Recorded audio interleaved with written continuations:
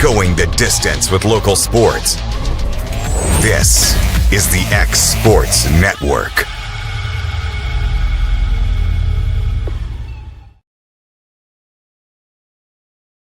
I'm Mike Keith, and my friends at Elliott Johnson Insurance have a great partner in Auto Owners Insurance. Auto Owners makes it easy to get life, home, car, or business insurance. Let Elliott Johnson Insurance find the Auto Owners policy that makes a difference in your life. Call Elliott Johnson Insurance at one of their 3 locations, Florence, Loretta, and Lawrenceburg. Elliott Johnson Insurance, moving forward for our clients every day.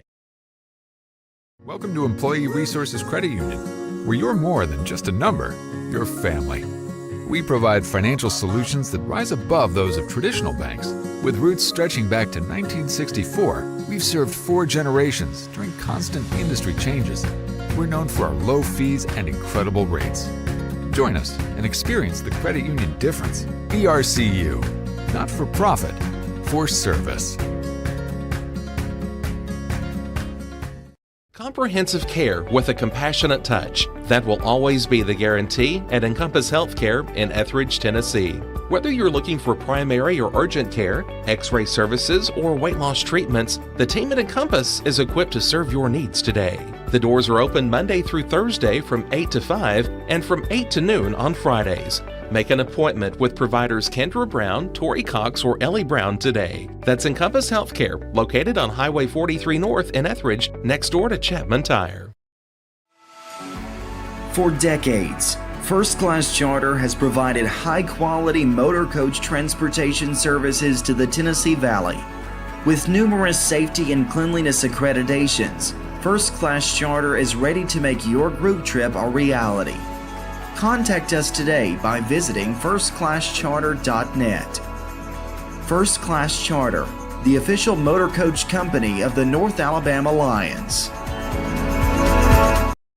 Flooring sets the tone throughout your home. For flooring that makes the right first impression, start by choosing us, Floored by Justin. A one-stop flooring destination. Our new location stands alone for unequaled customer service and selection. Owner Justin Story's mastery of custom hardwood inlays means every room can have a custom look. Discover how the right choice of hardwood, laminate, carpet, or tile can set the tone in your home. Contact Floored by Justin today.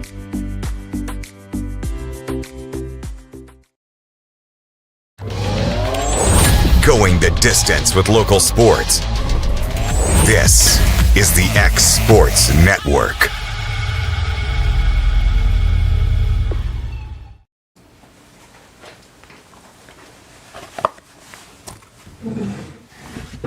And I'd like to welcome everybody in here to the X Sports Network here for our Friday edition of the Mark My Words College Sports Show. And it's Conference Championship weekend. We've got a lot to get into. We've got 4 Conference Championship games tonight, 5 more tomorrow. We got to look at the best games from each week of college football. We got the second half of the season today, week 8 through 14. We've got some more college football news. We've got some recruiting updates, and we've got college basketball. We had the ACC SEC Challenge finished up on Wednesday. Not many games last night, but a ton of big ones to get into for the weekend. So we will jump right into it, starting with Conference Championship weekend. We've got again, I mentioned 4 games tonight, and actually some pretty big college football playoff implications. We will actually start with a conference that doesn't have those right now, Conference USA. That game tonight at 6 on, that is the one on CBS Sports, I believe. Yes, it is 9-3 Kennesaw State at 8-4 Jacksonville State. 2 teams looking to, again, get a conference title. Listen, I think the story of Kennesaw State this year has been incredible. I mean, they were 2-10 last year. Second-year head coach is able to get them to 9-3 in conference champs. I mean, that's just all around impressive. Looking at Kennesaw State, they've had some quarterback issues. They've had Amari Odom's played most of their games, but we've also seen Dexter Williams have to step in and play a couple of games this year. So, specifically that game against the 1-point loss against Wake, also was the quarterback in the game against Louisiana Tech, as well as their regular season matchup against Jacksonville State. Looks like Amari Odom should be good to go for this game. and he's been on a heater as of late. Last 2 regular season games against Missouri State and Liberty. Against Missouri State, throws for 387 yards, 5 touchdowns, and rushes for another. So over 400 yards and 6 touchdowns in that one. And then the next week against Liberty, and only 23 pass attempts, 240 yards, 4 touchdowns, added another 70 yards and a touchdown on the ground. So he's gone over 300 yards and 5 touchdowns in the last 2 games. Looks like he's doing good. On the other side for the Gamecocks, 8-4 on the year. They got Cam Cook. Their running back has more rushing yards than their starting quarterback has passing yards. That tells you what they want to do.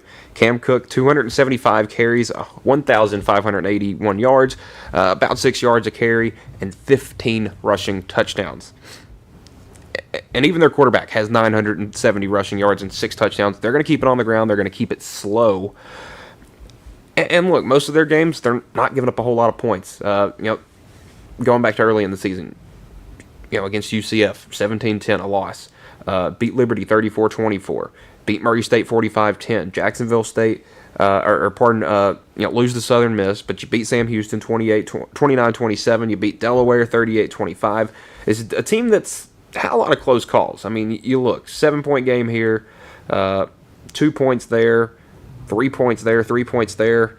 They've had a lot of close calls, but surprisingly, one of their more defining wins was Kennesaw State. They played back a couple weeks ago. Looking at some stats from that game, it was not Amari Odom's best game. Threw 3 picks. Dexter Williams comes in. He throws a touchdown and a pick. The run game was all right, but Cam Cook and Caden Creel both go over 125 yards. They combined for 3 touchdowns. It was all Jacksonville State, but Kennesaw destroyed them in yardage, over 160 more yards than them. Was better on third down. It was the turnovers. Kennesaw State can take care of the football tonight. I like the Owls as conference champions in Conference USA. That should be a good one, though. Over to the Sun Belt, also at 6 p.m. This one on ESPN, and this one's got some playoff implications. 8-4 Troy, 11-1, and now ranked in the college football playoff top 25, the Dukes of James Madison. They've been one of the more fun teams to watch this year. Obviously, their head coach is off elsewhere now. But I think JMU is going to be fine tonight. They're favored by over 20 points. Nothing against Troy, but this JMU offense is top 20 in the nation in yards, top 10 in scoring. Their defense is top 5 in yards. Their defense is top 10 in scoring. Given it's in the Sun Belt, but you're putting up gaudy numbers like that, it doesn't matter who you're playing. Looking at the Dukes, their only loss came on Friday, September 5th. That was a long time ago. Burnett barely played in that game. It was really the Matthew Saluka show in that one. And all things considered, it was a tie game going into the fourth quarter, and again, Barnett was hurt, and then for Louisville, they were just getting their season started with Miller Moss, Isaac Brown, all those guys. And, Louisville, barring some injuries, was, this close playing to an ACC championship. They destroyed Liberty, destroyed Georgia Southern. A close one against Georgia State, but, they demolished Old Dominion, demolished Texas State, comfortable win over Marshall, and then 2 of their last 3 games of the year, App State and Coastal, who, when you think of Sun Belt football, those are the 2 teams you've thought of over the last 5 years, is Appalachian State and Coastal. Not the case anymore. Beat those teams 58 and 59-10. Had a close call with Washington State back the weekend before Thanksgiving, but, I mean, if you watch that Washington State team, nothing makes sense. They lose to North Texas by 49, and then they lose to Ole Miss by 3. Then they lose to Virginia by 2. Those 2 teams are, well, if Virginia wins this Saturday, are in the playoff. And maybe JMU will be there as well. Listen, they're looking good on both sides of the ball. Troy, I want to say they, look bad or anything, but, out of their last 4, they've lost 2 of their last 4. 2 of those being to Arkansas State and Old Dominion, and you didn't really look good in either one of those games. You get a nice win over Georgia State 2 weeks ago, but they won 1 game as of that point, and then you do get a nice win over Southern Miss to close the regular season. Where your quarterback looked a lot better, your defense looked a lot better. But it's going to come down to Goose Crowder tonight. He's going to have a big game through the air. I just don't see JMU losing this one. But if you want some chaos to happen, because we'll get into that after I finish previewing these games, there's a route where maybe Duke could get in. We'll talk about that in a minute. In the American, that one going on tonight, 7 p.m. on ABC. We're getting the American Conference Championship on ABC on a Friday night. Love it. Number 24 North Texas 11-1. Number 22 Lane 10-2. Fighting for a playoff spot. This is a big one when it comes to the group of 5. We knew probably around week 7 that it was going to be the American Conference champion. We assumed, at least at that point. I had a pretty strong feeling about it. Listen, Tulane's scheduled tough, and they've somewhat risen to the occasion. Beat Northwestern, which, a 20-point win over Northwestern now looks really good. You got a 7-point win over Duke, who is playing in the ACC championship game. You got destroyed by Ole Miss. That was kind of foreseen. But really, other than that, you've kind of controlled things the rest of the year. Beat Tulsa, beat East Carolina, who's a good team, beat Army. You fall to UTSA on a weird Thursday night, but then you come back and beat Memphis the next week. You beat FAU, you get back in the top 25, you roll Temple, you roll Charlotte, and now you have a conference championship game to get it done. Now, I really like Tulane. I really do. They still have Summerall. He'll be coaching them the rest of the season. That's kind of why I'm leaning them. But also, the quarterback, Jake Retzlaff. Last year at BYU, led them to an incredible year. Came out of nowhere. And then last summer, there were some not great allegations about him that came out, and then he left. But that was after they announced that charges were being dropped and there was no case there.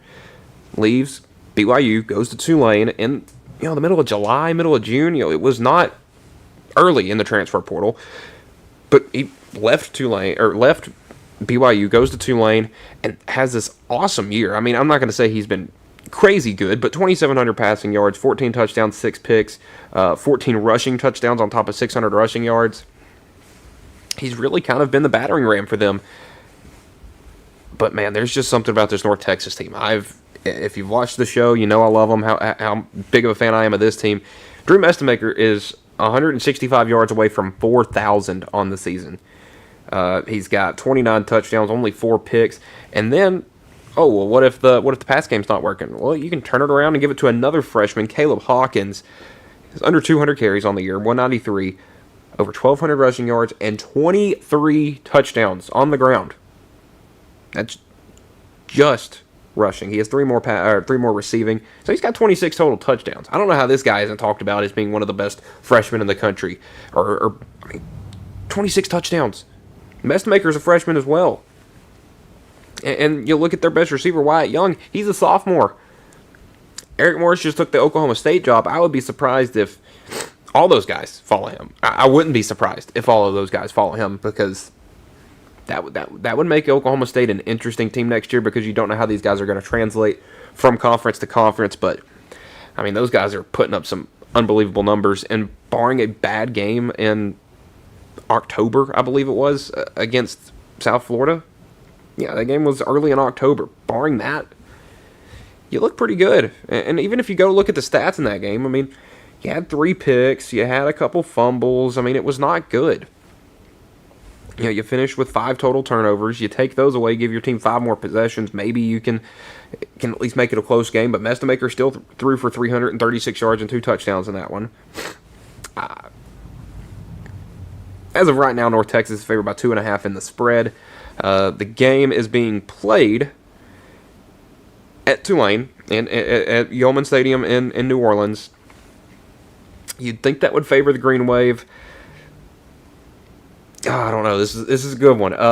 If Tulane can get a couple turnovers, I like Tulane, but that North Texas offense is tough to spot. I've been riding the North Texas train all season. I'm going to stay on it until the wheels completely fall off that bus. Give me the mean green. All right, over into the last game of the night, also at 7 p.m. This one on Fox, the Mountain West. This one has a chance to have playoff implications. UNLV is 10-2 right now. They're taking on 8-4 Boise State. Talked about UNLV, Anthony Calandria. They've had a great year. Boise hasn't had the probably a year they would like to remember, but given the injuries and all that stuff. Madsen's been out. I think all things considered, it's been a pretty good year for BYU. They had a tough schedule coming into the year. They were going to have to play South Florida, who we didn't know how good they were. That was a good team. They had to play a really good Notre Dame team and struggled against them. Now, these two teams played the third Saturday in October, and it was a Boise State 56-31 win. Boise had Maddox Madsen in that game. Without him, you really wonder where they're going to get their offense. It's been Max Cutforth the rest of the way.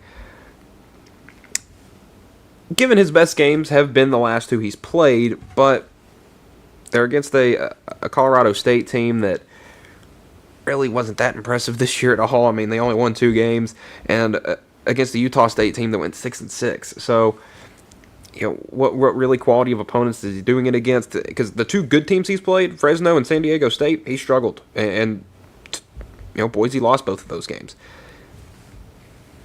I really do like UNLV in this one, and I want them to win because if some other things happen that we'll talk about in a second, it could get crazy. Let's hop on over to Saturday. We'll start with the MAC. I love that, Friday night it's the group of 5, or at least 4 of them, and then Saturday it's the Power 4 in the MAC. 11 a.m. ESPN, Ford Field in Michigan. It is Miami of Ohio, Western Michigan. Listen, these are 2 of the better ground teams in the country. Listen, Western Michigan's tough to stop.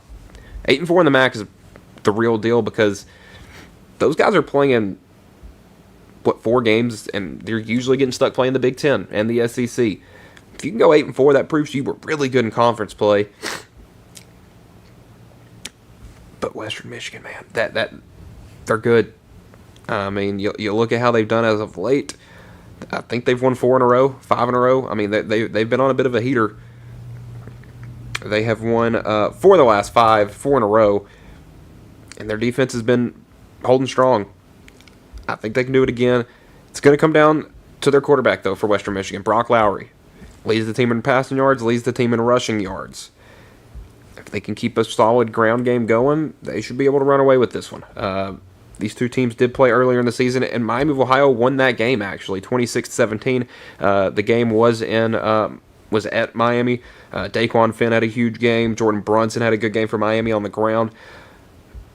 But again, if Brock Lowry can have a good game, Talik Williams can make a couple big catches, watch out for the Broncos in that one. Over to the Big 12 now. Sold out AT&T Stadium in Arlington, to watch this one. Quite frankly, they may have one of the best games of the day. BYU, Texas Tech. Texas Tech 11-1, lost to Arizona State. BYU 11-1, lost to Texas Tech. These 2 teams played in Lubbock a couple weeks ago, and it was a bad day to be a Cougar. Texas Tech absolutely dominated them from start to finish in that one. And that's why this one has such a crazy spread. I mean, you think of a conference championship game and you're like, well, why is the spread 12.5? Texas Tech's good. BYU is not getting a lot of respect, but I think you look at who controls these games for each of these teams. BYU has Bear Bachmeier, a freshman, who wrongly was not up for the Sean Alexander Freshman of the Year when you got Julian Sayin, who's been in college for forever, it feels like. I think a Freshman of the Year award should go to a freshman, not a redshirt freshman, but that's just me. He's got 2,600 yards. Baron Morton, 2,400. Morton hasn't played all 12 games. Morton has only played, 1, 2, 3, 4, 5, 6, 7, 8, 9. He's only appeared in 10 games, and one of them against Kansas only played half of it. So he's realistically only played 8 games, so he's putting up numbers. Bachmeier's played all the games and has looked really good. Both quarterbacks each with 4 interceptions, so they're not turning it over a ton. But man, that defense for Texas Tech, it's the best money could buy, and it's amazing. Funny enough, both coaches, Joey McGuire re-signed, got a big contract. Sataki probably about to get one. It'd be a huge one if they win this game. Texas Tech, win and you're in. BYU, win and you're in, lose and you're out. They're the first team out right now. I would assume would probably jump. I guess Notre Dame would be the team they would have to jump to make it in, and I think at 12-1 they would do that. 11-2, there's going to be a conversation to be had there, and if it's pretty If it's as one-sided as the last one is, I don't think BYU has a chance to make it in. We will stay in the middle of the day slot. The only one game, the SEC Championship game. You can watch it on ABC, you can watch it on ESPN, you can watch it on the SEC Network. They're all going to have three different, I guess, views of the game. If you turn it on ABC, you'll have Chris Fowler, you'll have Kirk Herbstreit, you'll have the main ESPN crew. If you turn it on ESPN, which is probably what I will do to watch the game, it's going to be the Bussin' with the Boys guys, Taylor Lewan and Will Compton, along with Josh Pate and Harry Douglas on the sidelines, kind of doing their little the sideline Pat McAfee field pass kind of thing. I'm going to watch that because, quite frankly, I don't cheer for either one of these teams, so I can make that enjoyable. I know if you watch that and you're a fan of one of the two teams, it would be miserable. This is an interesting game because we saw in the playoff, they moved Alabama up a spot so they could move them down if they lose and still keep them in the playoff. Georgia, on the other hand, has not much to play for, maybe a first-round bye. I think if Georgia wins by more than 14 points, or I would say 14 or more, there's going to be some serious questions on Sunday about if Alabama deserves to be in, because they would have 3 losses, and 2 of those being 14-point losses, one being to Georgia and the other being to Florida State. There's going to be some more questions to be asked. So, well, we got 2 more games to go over. First, the ACC, Duke, Virginia. The least combined wins from any of the Power Fours, and honestly, close to most of the Power Fives. I mean, the Sun Belt Conference, the American Conference have more combined wins, as does the Mountain West. The only ones that don't are the MAC and Conference USA, and Conference USA's tied. 10-2 Virginia, 7-5 Duke. Listen, Virginia beat Duke like a drum a couple weeks ago. I see it happening again. But we could have some crazy madness if Duke wins. Indiana, Ohio State, probably the least anticipated 1 versus 2, 12-0 matchup that I can remember. It's going to be in Lucas Oil Stadium in Indianapolis. You got Ohio State, the big dogs. They're supposed to be there. Indiana, you can probably put them in the big dog status now, but all things considered, they're the underdog going into this one. And based on what the playoff committee did with Vanderbilt, a Heisman Trophy winner is going to be which quarterback wins this game. Barring it's like a Mendoza winning it with 4 interceptions or something. I think it's going to be which quarterback has a better game, and that will be the quarterback that wins the game. Neither one of these quarterbacks have been in this situation. Ohio State, Julian Sayin, he's a redshirt freshman, did not play last year. For Mendoza, he played last year at Cal, who was not very good last year. You know, they had some moments and some big upsets, but they didn't because they weren't that great. I like Indiana to get the upset because I think Mendoza can have a bigger game, but after watching the way Ohio State handled Michigan last week, give me the Buckeyes. I'm going Ohio State all the way. So my final picks, Kennesaw State, James Madison, North Texas, UNLV, Western Michigan, Texas Tech, Virginia, Ohio State, and Georgia. It's kind of boring picking all the favorites, but I really do think that that's how these games will go. Now, let's talk about a little madness scenario. What happens if so-and-so happens? Well, JMU, you win, you're in, you lose, you're out. North Texas, you win, you're in, you lose, you're out. Same thing for Tulane. UNLV, you need to win. How would UNLV get in the playoff? Well, you'd need Troy to upset James Madison. I think you would want North Texas to beat Tulane. I honestly don't think the American Conference Championship impacts anybody outside of the American. UNLV wins, and Duke beats Virginia. At that point, I think it's going to be who do you rank higher, UNLV or Duke? That would be an 11-2 UNLV and 8-5 Duke. That would be interesting. Now, what if BYU and Alabama both get beat like a drum? Well, I think both Notre Dame and Miami are in at that point. Really, there's not a whole lot of crazy scenarios that can come with this. Because realistically, I think what I've said is probably going to happen. I think it'd be funny if Duke won, because it would get JMU and North Texas in. But, you know, if Tulane beats the crap out of North Texas, we could be looking at an 11 Tulane and a 12 Virginia, which could make some matchups very interesting. But, again, I'll have to play the games tomorrow to see. So we're going to continue our best games for each week of college football. We're doing weeks 8 through 14. This is the third Saturday in October until this last weekend. Well, that third Saturday in October, the Tennessee-Alabama game, unfortunately, was not up there. But you had Louisville upset number 2 Miami, 24-21. That was a great game. Louisville did exactly what they needed to do to win. You had a huge game defensively for Louisville. Carson Beck threw like 4 interceptions. Then I have the Georgia-Ole Miss game, the game on ABC before the Tennessee-Alabama game. It was awesome. I mean, Ole Miss had all the momentum, and then Georgia had a huge fourth quarter and decided to win. And that's the reason Georgia is in the SEC Championship game right now and not Ole Miss. Week 9, the next week, I think that Texas comeback over Mississippi State is got to be the game of the week. I mean, that was an awesome game. And then a little bit of rollover, but I have Ole Miss taking down Oklahoma the next week as a big game. I mean, you had that huge fumble recovery for a touchdown for Ole Miss, or fumble recovery to win the game at the end for Ole Miss. It was an ugly, rainy game, and Ole Miss proved that they can handle with the big dogs, because we'll see after this game for Oklahoma that they really turn it up a notch. Well, the next week, November 1st, Texas taking down Vanderbilt 34-31. Texas got out to a huge lead. Vandy comes back in it. Pavia has a huge game. They come all the way back and just run out of time. It was a great game, though. And then I think NC State and Georgia Tech deserves a little noise, because I mean, the numbers those quarterbacks put up in that game is absolutely absurd. Now, I get now that neither of these teams are ranked. They don't have a whole lot of momentum. There's not a whole lot of talk about them because they're not in the playoff. And apparently, if you're not in the playoff, you're just, not worth talking about anymore.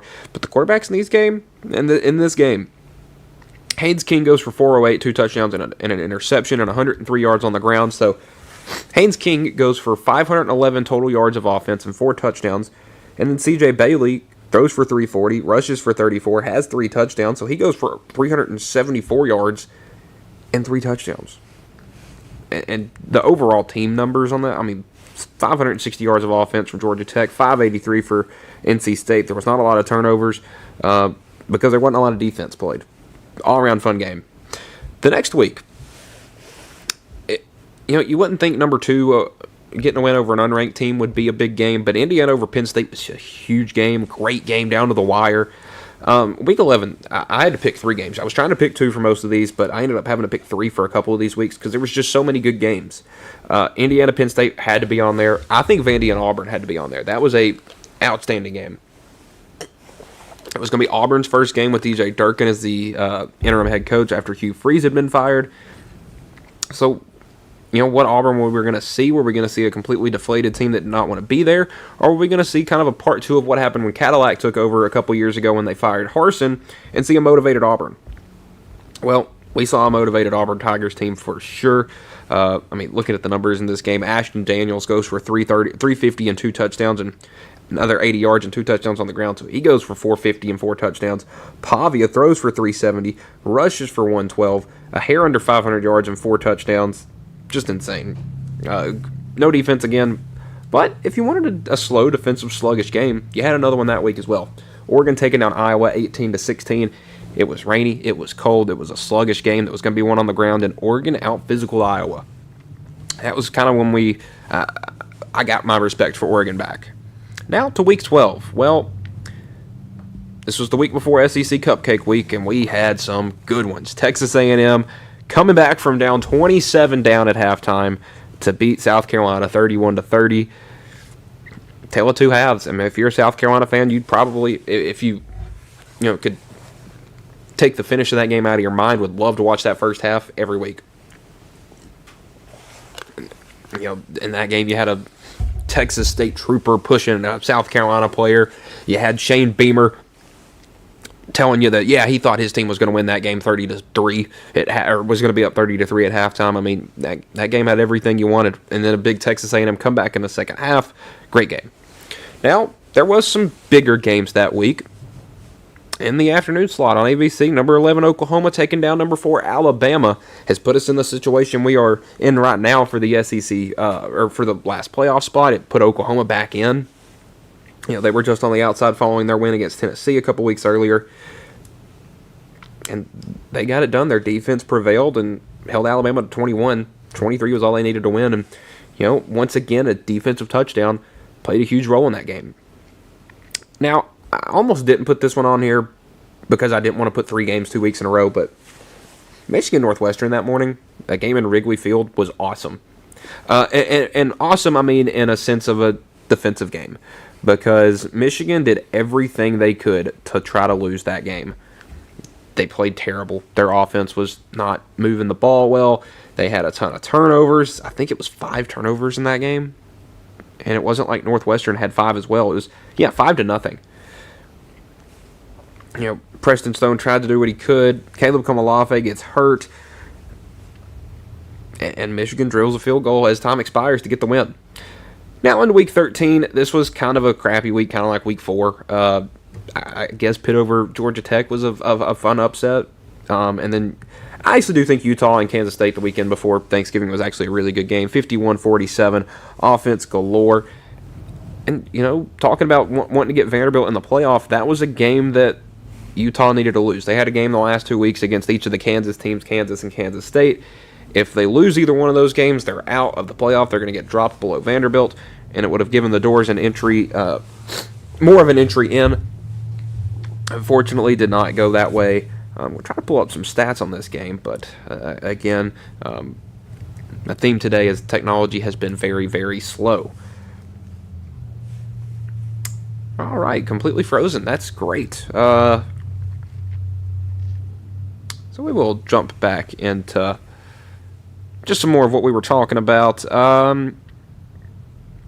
Yes, okay, so the last week, surprisingly, wasn't a great week. Rivalry week, kind of, it slightly underperformed. I think the Iron Bowl was a great game. That 27-20 win for Alabama, got them into the SEC Championship game, maybe saved their coach, maybe is the reason Alex Golesh is at Auburn now and not DJ Durkin.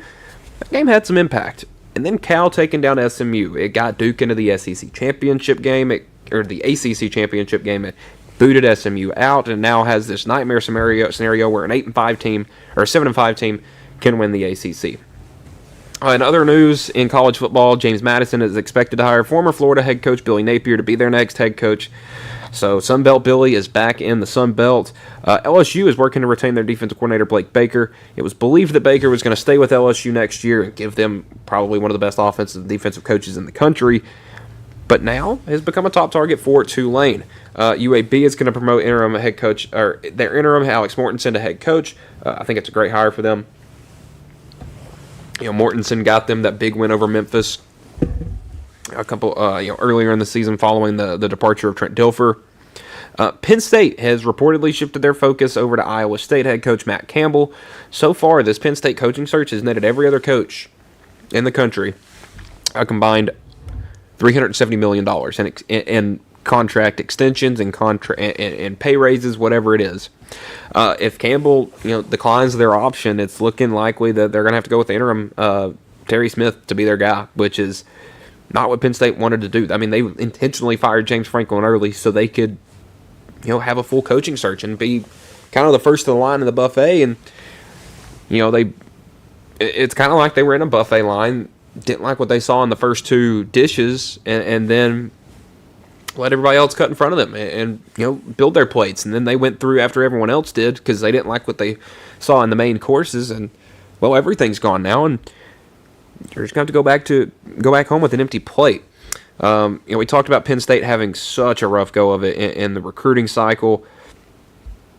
We'll look at some signing day rankings real quick. There we go. We will look at team rankings for the top 10 classes after the first day, or the first signing day. USC remained at number 1 all day. 35 commits already, a loaded class. 1 5-star, 21 4-stars. Oregon at number 2, 4 5-stars. Tied with Notre Dame and Alabama for the most. 12 4-stars for Oregon, 19 for Notre Dame, 9 for Alabama, who has got the 4th-ranked class in the country with only 21 commits. And single-digit 4-stars right now. Georgia, 1 5-star, 21 4-stars. Ohio State, 1 5-star, 17 4-stars. Tennessee at number 7 with 2 5-stars and 14 4-stars. Texas at number 8. They have 3 5-stars, 11 4-stars. Texas A&M, 1 5-star, 23 4-stars. And then rounding out the top 10 at number 10 is Miami. Looking at player rankings, and commitments and stuff like that, right now it's safe to say that it's kind of tough to judge, but let me pull this up real quick for the top recruits in the country.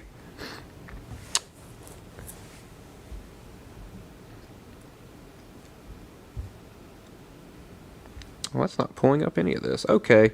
Sort by rank. There we go. All right. So, top player rankings. You got Keyshawn Henderson is signed to be a quarterback at Houston. Number 1 player in the country, according to Rivals. Faison Brandon is committed to Tennessee. Jared Curtis is committed to Vanderbilt. That's number 2 and number 3 in the country with quarterbacks. Those battles are going to be fun. Lamar Brown, the athlete, signed is committed to LSU, but has not signed yet. I don't believe has not sent his papers in yet. Then you got some other guys across the country. Some Tristan Keys, number 1 wide receivers, going to Tennessee as well. Texas Tech has gotten some big time recruits as well. LaDainian Guyton and Felix Ojo. So a big guy on both lines. So I don't know exactly. Let me see what the final day to sign is.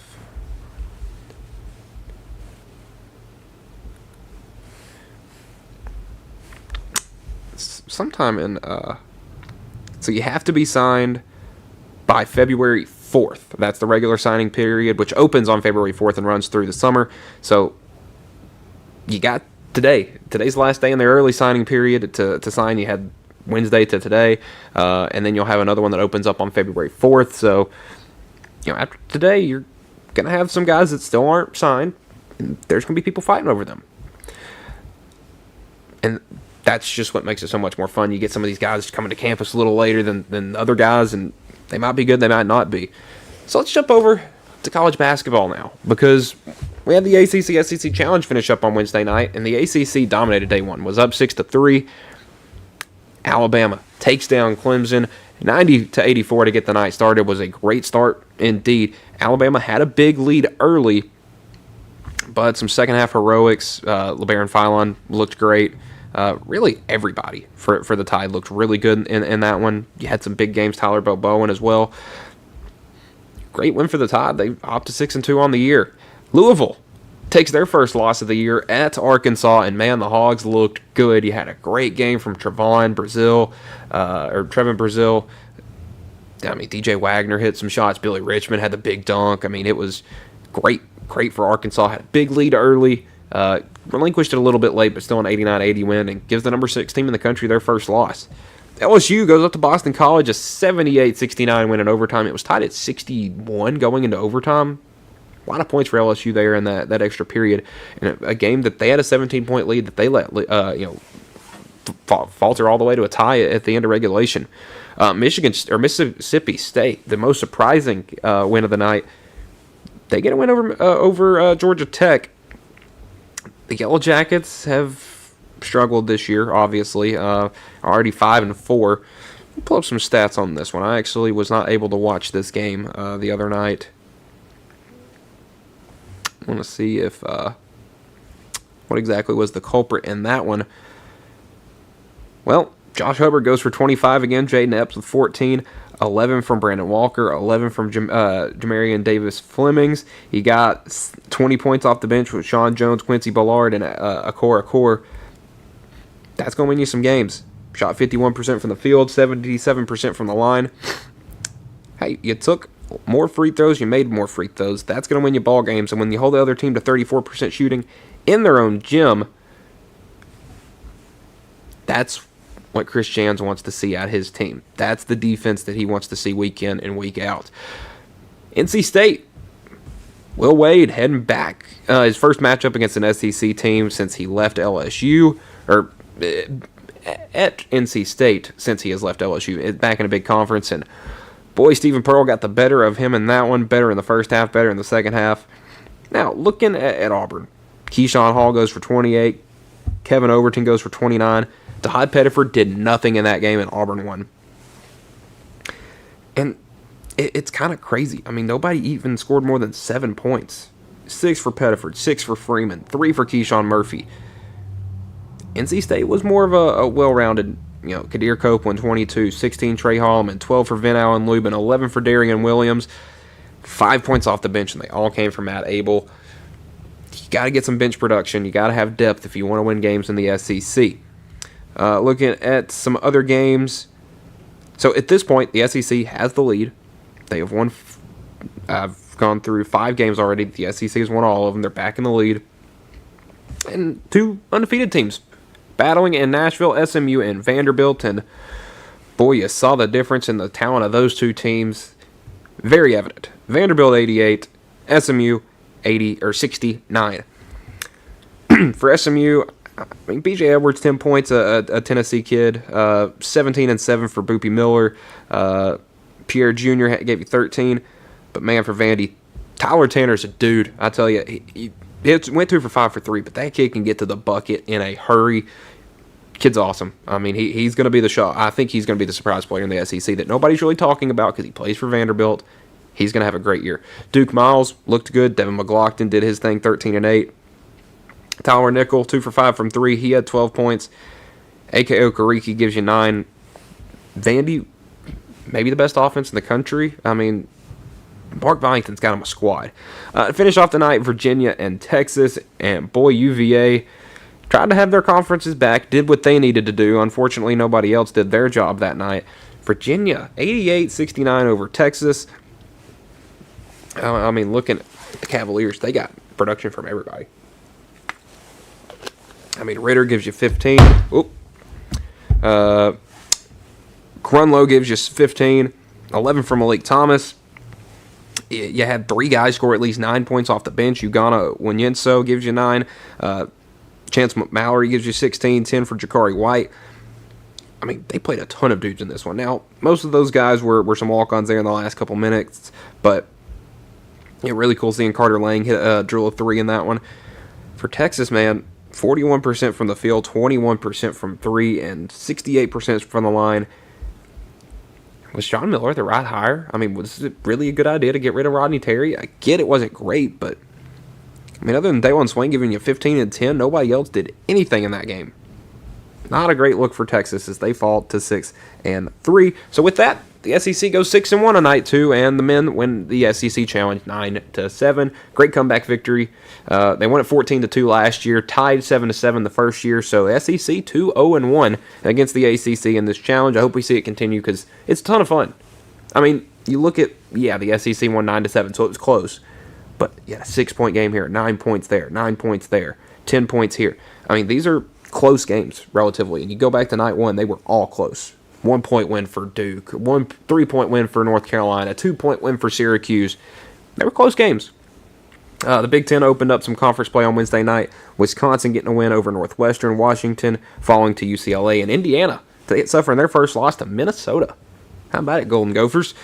So the games for the weekend, because there were not really any too big of games for last night, and tonight it's iffy on if there's some good games. Cincinnati travels to Xavier, 6-2, 6-3 team going on TNT at 6:30. Cincinnati has impressed me at some points in this year. Xavier has not. I'm going to go with the Bearcats in this one. Notre Dame at TCU. Notre Dame, despite being 5-3, they looked good against Kansas. They looked good against Houston. I think Micah Shrewsbury might have himself a squad this year. Now, I'm not saying they're going to make the Final Four or anything crazy, but as bad as Notre Dame basketball has been the past couple of years, I think that they might be at a point in March where if they make a decent run in the ACC championship or an ACC tournament, maybe a semifinal appearance, they could make the tournament and might win a game, might not. They'd probably be in that like a 11 seed play-in game. I think that's right where they're at, and with a guy like Burton, they could go on a run. Number 11 Gonzaga heading to face off with number 18 Kentucky tonight. These are two teams that Gonzaga got their doors blown off of them in Vegas. Kentucky has not looked good against good opponents this year. Struggled big time against Michigan State. Didn't look too good against Louisville. A game where they kind of cut it close there at the end. I like Gonzaga. I think that they're going to be bigger inside, and I think that they have the perimeter defenders to completely shut down Otega Oweh, Denzel Aberdeen. It could be a long night for Kentucky because they don't know what they are anymore, or what they are right now. Maybe at the end of the year they can figure it out, but I don't see this Kentucky team ended up being very good, which is going to speak very lowly of Mark Pope because they gave him all the money in the world, and what have they shown? Well, we'll figure it out tonight because now that I've said this, they're probably going to win that game tonight. Saturday, we've got a ton of good ones. We've got 4 ranked-on-ranked matchups. Actually, 5. And you can watch them all day. Middle of the day is a little bland, but hey, starting at 11 a.m., Iowa State at number 1 Purdue. Going on in CBS, this one at Mackey. So it's going to be a big advantage for Purdue. But listen, I've said it all season. I think Iowa State's one of the sneakiest teams in the country. If Tamin Lipsey is back for this game, I think him and Braden Smith at point guard is going to be one of the best matchups you'll see. How are they going to handle Trey Kaufman around on the interior for Iowa State? Because that could cause them some problems. Because if that guy goes for a quiet 21 and 12, you're done. And that's what he averages almost. I mean, that's the kind of guy he is. Also, at the same time, over on Fox, I think it will probably be a much better game. Number 4, Duke at 9-0. Number 7, Michigan State, 8-0 at the Breslin Center. It's going to be a good one. You got two of the probably the best player in the country. I really do feel like that is true in Cam Boozer. Isaiah Evans looks really good. Patrick Ngongbo has looked really good for Duke. Even Cam Boozer, or Cam Boozer's little brother, Caden Boozer, has had some big moments. Michigan State. I said after I think it was their first game of the season, actually, when they played Arkansas. It may not have been first game, but it was, I think, first weekend of the season, that I didn't think either one of those teams deserved to be ranked after that game. The second game of the year, first weekend. They haven't lost since then. And they have wins over Kentucky, they have wins over North Carolina, and they have wins over Iowa now. Saturday, they get Duke. Tomorrow morning, they get Duke. Jackson Kohler versus Cam Boozer. That's going to be the matchup to watch. Jackson Kohler averaging 14 and 10. I also think that we could have an interesting point guard matchup because I think Jeremy Fears is one of the best point guards in the country that nobody's talking about right now. And Duke at the point guard spot is not all the way there. I mean, is it Caleb Foster? Is he your point guard? I mean, is it Evans? Is Cam Boozer your point forward? I mean, he's leading your team in assists. I mean, if you look at stats, he's 0.2 blocks away from leading the team in quite literally points, rebounds, assists, steals, and blocks, and that's going to be 2 years in a row. I mean, you have Cam Boozer and Cooper Flagg in back-to-back years. I'll tell you what, this Duke coaching staff, top to bottom, John Shire, he's getting himself some dudes. I like Duke in that one. I think they're going to be able to handle that environment, but if it gets rowdy and Michigan State gets up big early, watch out. Because Michigan State is one of those teams when they're hitting shots, they're one of the best in the country. When they're missing, they are awful. Louisville at Indiana at 1:15 on CBS. This one, it's got the makings to be a good one because you look at where these two teams are right now. They're both coming off losses. Games that they would like to forget. Louisville losing to Arkansas, Indiana losing to Minnesota. It's at Gainbridge Fieldhouse in Indianapolis. Man, it's got some stuff going on tomorrow. Indiana. Listen, if you're a Hoosiers fan, you should be in Indianapolis right now because you got a top 10 opponent in basketball, and you got the number 1 team in the country in football. And trust me, where everything is in Indianapolis, you can pretty much walk. Especially like where Gainbridge is.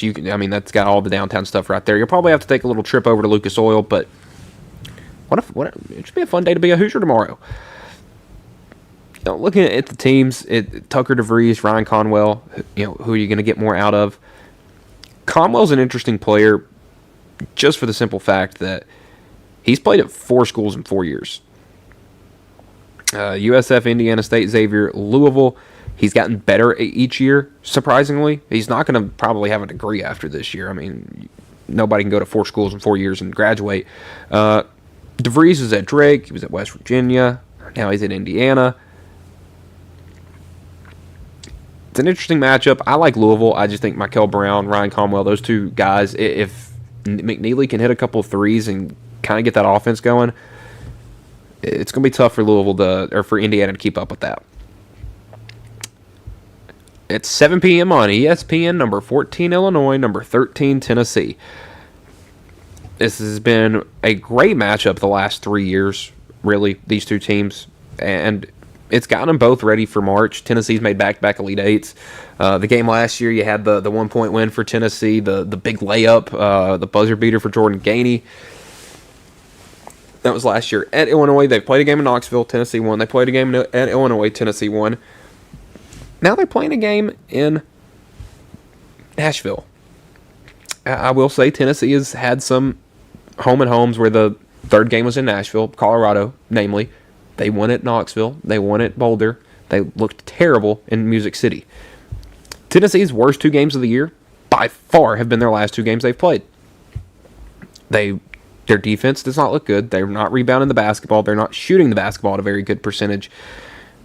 I mean, just go look at that game against Syracuse from Tuesday night. 8 of 15 from the line is pathetic. Cade Phillips can't hit a free throw. Jalen Carey was all right. Without him, you lose that game by 20 probably. Where's the guard play? I mean, the guards for Tennessee in this game give you, 21 points in total? Jalen Carey had more than that by himself. Tennessee's got a lot of stuff to figure out. Illinois, on the other hand, their last couple of games haven't gone great. They have the loss to Alabama by 4. They have the loss to UConn by 13. That's 2 of their last 4. You look at this Illinois team, against teams that slow it down, like a Tennessee team, they play good. If Tennessee wants to win tomorrow, they're going to have to run. Spread's got Tennessee minus 2.5. It's going to come down to Stojakovic for Illinois. Second on the team in scoring. I think he's still coming off the bench, not exactly sure. If he can have a good game and start hitting threes like crazy, he's only 28% right now on the season. Really, if you're looking out for a high 3-point shooting percentage for Illinois, surprisingly enough, it's Tommy Ivasic with 39%. So, this Illinois team, again, doesn't look like they're going to be too great shooting the 3. We know Tennessee's not going to be too good at shooting the 3. Gillespie and Ament sitting in the mid-30s. Going to want a lot more from them. You're also going to want a big game inside for Felix Okpara. He's going to be guarding 2 brothers. I believe they're both back now. And they're both, in the 7-2 range. You're going to need a big game from Okpara inside, and Jacoby Gillespie and Nate Ament. If they have a good game and they play off of each other like they did in the first couple of games in Vegas against Rutgers and Houston, Tennessee will win. If they play like they have against Kansas and specifically against Syracuse on Tuesday, it's going to be a big win for Illinois. But hey, a team in orange will win that game in Nashville on Saturday night. Ole Miss at St. John's, this one at MSG, 7 p.m. on Peacock. Neither one of these teams have looked, funny enough, 2 teams that haven't looked good as of late. After Thanksgiving, it's kind of when you hit a bit of a wall, so to speak. Ole Miss has struggled. Storr is your leading scorer, and as Cameron is as well. You're going to want a lot more from them. St. John's, on the other hand, has not looked good either. 4-3. Ole Miss 5-3. St. John's needs this win really bad. They're to a point where I think if they lose this game, there's going to start to need to be some difficult conversations. Did they schedule too hard because they're not really that good? Who knows? Houston, Florida State, also at 7 p.m., also on Peacock. Listen, Florida State got beat like a drum by Texas A&M. I think Houston will walk them up and down the floor. What I think could be the most exciting game of the day following that Tennessee-Illinois game, Auburn at Arizona. Arizona has, other than Michigan, looked like the best team in the country. The only problem is Auburn has played Michigan, and Michigan beat Auburn by 30. Now, Auburn's coming off a nice win over NC State. Do they have somebody that can stop Koa Pete? That's kind of what it is for Arizona. Can you stop Pete? Toby Awaka is going to be a great rebounder. Jaden Bradley's had an awesome season. Can you keep them, kind of slow? Well, I think they have the guys. I think that Pettiford is going to be on Bradley from start to finish. And it doesn't matter. You can switch Hall. You can switch Overton. You can switch Freeman onto Pete. They're all going to have the size to compete with him. If they can keep him down, and he's shooting 55% from the field, keep him down. Watch out. But I think this is a game where Keyshawn Hall goes off. He's coming off his best game of the year. What I would say is his best game of the year over against NC State, against a quality opponent. He went for 20 and 11 against Houston, but they lost. He went for 28 and 10 against NC State in a win. I think he's going to do that again Saturday night, and I think Auburn's going to pick up a big win, and we're going to start maybe taking Stephen Pearl a little more seriously. Oklahoma and Arizona State to cap off the night. That one at 9 p.m. on CBS Sports. Oklahoma struggled as of late. Arizona State was second in the Maui Invitational. I think they pick up that win. On Sunday, we have some matchups that aren't very typical matchups. Well, we have some rivalry, some not. Got a rivalry to get us started at noon on ESPN2, Missouri at Kansas. Feels like they've played this one on Sunday pretty frequently as of late. This was the turning point for Missouri last year. We didn't think they were very good. I think Kansas was number 1 or number 2 at that point. I think they may have been number 1. Missouri ran them out of the building. And then Missouri went and ended up having a really good year last year. Kansas didn't. Both made the tournament around the same seedage. I think Missouri was like a 6, and I think that Kansas was an 8 maybe, or a 9. It ended up being pretty even teams there at the end of the year. Missouri suffered their first loss to Notre Dame back earlier in the week. They need a bounce back. Kansas, on the other hand, had a rough game this week as well. Man, it feels like all these games Saturday between teams that lost this week or didn't look good doing it if they did win. Kansas didn't look good against UConn. They scored 56 points. When is Darren Peterson going to come back? Because if he doesn't, this Kansas team is going to struggle again, I think. Now, will they struggle against Missouri tomorrow? It's at T-Mobile Center in Kansas City, so it's not going to be a crazy home court advantage. If it was at the Fog, I would say Kansas has got this locked up. I think it could be a pretty good matchup, though. Also on Sunday, actually, the next game up after that Kansas-Missouri, we have Texas Tech at LSU. LSU got an overtime win on Wednesday against Boston College. Texas Tech has looked like one of the more dominant teams in college basketball this year. They have some nice wins. They have some bad losses. What are you going to see from them here in the Coast to Coast Challenge? Does LSU have anybody that can guard JT Toppin? I was going to say Joseph Tugler, but he plays for Houston. It's going to be Mike Nwoko versus JT Toppin. Each team's leading scorer and leading rebounder. It's going to be a back to the basket slow game. I feel like it could be a pretty big defensive battle, but it's going to be which guard can have a bigger game. Is it Thomas for LSU? For Texas Tech, is it going to be Anderson that can have a good game? Donovan Atwell. I mean, we know how good he is. I like the Red Raiders in this one to give LSU their first loss, but I think Matt McMahon's got himself a pretty good team down there. Georgetown and North Carolina. This one at the Dean Dome at 4 on ESPN. I can't figure North Carolina out because sometimes they win good games and sometimes they lose games that I feel like they should win. That Michigan State one, to be noted, because they have a big win over Kansas. And then they lose big to Michigan State. And then they beat North Carolina, or then they beat Kentucky. How are they going to handle Georgetown? For the Hoyas, it's KJ Lewis. He's had some big games this year. If he can go for another 30-point game, another 25-point game like he did against Clemson, Georgetown could run away with this one because I don't know if UNC really has the guard play, especially with Trimble being injured. He's only played in 2 games. Don't know when they're going to get him back, if they will. But man, Caleb Wilson's fun to watch for North Carolina, and that dude can put up some numbers in a hurry. wasn't exactly his greatest game against Kentucky, but he went for 15 points, 12 rebounds, 6 assists, 2 steals. Pretty good little ball player, I think. I think that'll play. I'll take UNC in that one. And then the last game, SMU at Texas A&M. A&M, they've started looking better. I think that maybe Bucky McMillan is doing a pretty good job there. I was very critical early because they had some games where you just were like, whoa, what's going on here? And, that game came pretty early. I think it was their third game of the year where they got beat by 24 points to Oklahoma State, who is, I think, still undefeated, actually. Yeah, they're 8-0, and they got a game Saturday against Grand Canyon. So could be 9-0 heading to a game next Saturday against Oklahoma. That'll be a big one. This is the Hoop Hype XL presented by Basketball University. SMU, Texas A&M, Boopy Miller versus Ruben Dominguez.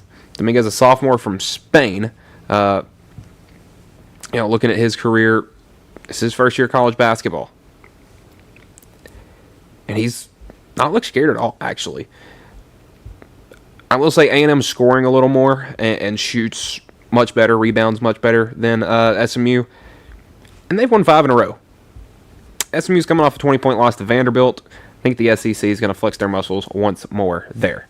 So that is all we got today. I mean, there's not a whole lot going on. We're kind of in a bit of a dead space. But listen, Monday, when we come back, we are going to have the playoff.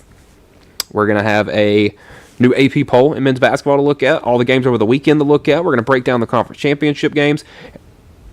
And I guess we'll even start taking a look at some of the playoff games. So that will do it for this episode of the Mark My Words College Sports Show here on the X Sports Network. We'll be back back on Monday to look at Saturday's conference championship games and the college football playoff. That will be next week on the X Sports Network.